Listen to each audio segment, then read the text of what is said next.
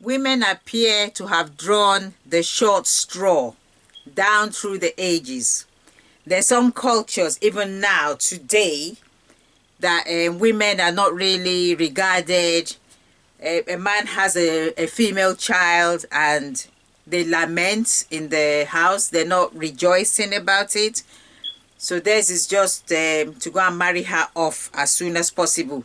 The dad wants to spend less money on her because she's going to go and be married to another man. So why should he sponsor her to school and stuff?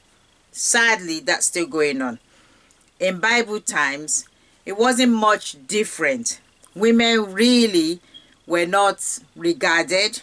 In some of the genealogies in the Bible, women are sometimes even left out, not mentioned at all. It's just the men. Even we see in the case of Jacob, it's usually 12 sons of Jacob, 12 sons of Jacob. But he had a daughter, Dinah. She's rarely mentioned apart from the rape business with the lad in Shechem. Rarely mentioned. Jesse, apart from First Chronicles that mentions 2 daughters, I don't know if there's any other mention about those daughters in the Bible. It's just Jesse's sons, David and the others. So this was that period of time where inheritance passed down from fathers to sons. Fathers to sons. There was no known case of land passing down from a father to a daughter. It's the son. Even if the daughter is the firstborn, it goes to the son. So here now we see these daughters of Zelophehad. Their dad had 5 girls, no sons. And because the land is usually passed down from fathers to sons, so what will happen to Zelophehad? He had died in his own sin.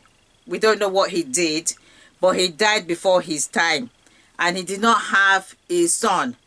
So the daughters of Zelophehad, 5 of them, their names are Mala, Noah, Hogla, Milcah, and Tirzah.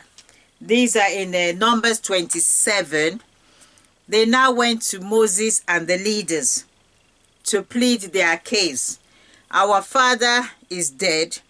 He did not have a son. He had 5 of us. Does that mean that our father is not going to have an inheritance in Israel, in Canaan, this new land where they're going to? Does it mean he's not going to have an inheritance, a portion there? Is his name going to be wiped out completely from Israel because he had no son?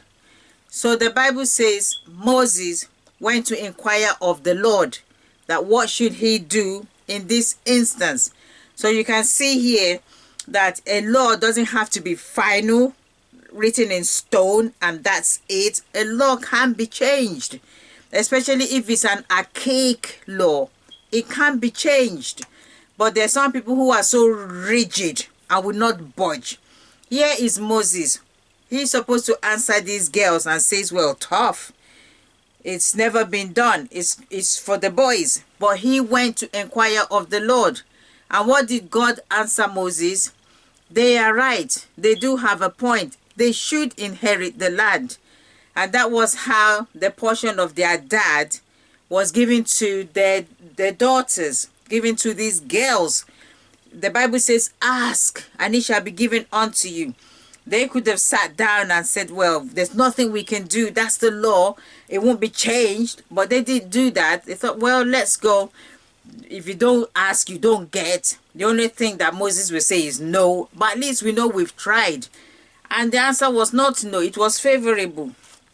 So they were given their portion of their dad when Joshua was dividing the land in the book of Joshua. So, but then in Numbers 36, the head of the clan, the tribe of Manasseh, they were a bit worried. They were not sure that, okay, these girls have not inherited the land of their dad. But what happens if they marry outside the tribe of Manasseh? Because normally when a woman marries, what her property belongs to her husband. It's like he takes it because of the marriage. So what happens to the land? will it now pass down to another tribe, which means it will be lost to the tribe of Manasseh anyway. So now they now made this law that, okay, these girls should marry within the tribe of Manasseh, so the land can be kept within the land. They should not go out. So they married their cousins and stuff, so the land still remained within the tribe of Manasseh. That was the only law that they changed because of the girls inheriting the land. So it's just a short one. Here is a lesson for us that you should not keep quiet. There's some things that might be happening at your work or even in the church which you feel, no, that's not right. It may not have crossed the minds of the leaders, of your pastor, until somebody actually voices it out and says, why don't we do it this way? And then suddenly everybody else might just think, yeah, that's a good idea. Why didn't we think about that? So sometimes you do need to open your mouth and talk instead of seething inside you and being angry and nobody knows what's making you vexed. Nobody knows because it's just in your mind. You haven't told anybody. So just pray for boldness, pray for courage. If the daughters of Zelophehad can go to Moses, Moses who speaks to God face to face, and say, right, what about us? And the law was changed for them. God said, yeah, I mean, that's fair enough. They have a point. I mean, God, Yahweh, said, yes, they have a point. Then how much more a man? So because you're a woman doesn't make you a second-class citizen. If there's something that you don't like, something that you think there should be a change should be effected, you need to speak out. You need to speak up. Go and speak politely. Put down your case and say, okay, I think it should be done in this way or it should be done in that way. Make your point. Make your case. And God will give you success as he gave the daughters of Zelophehad success. So this is just about the daughters of Zelophehad. So I just wanted to point out, you know, that don't just go with it. If it's something that you don't want or something that you want, speak out, speak up, let people know, make your case, and then change. You might be the person who effects that change in your working place or in your church. It might be you. So God bless you. Thank you. See you in the next Women of the Bible. Bye.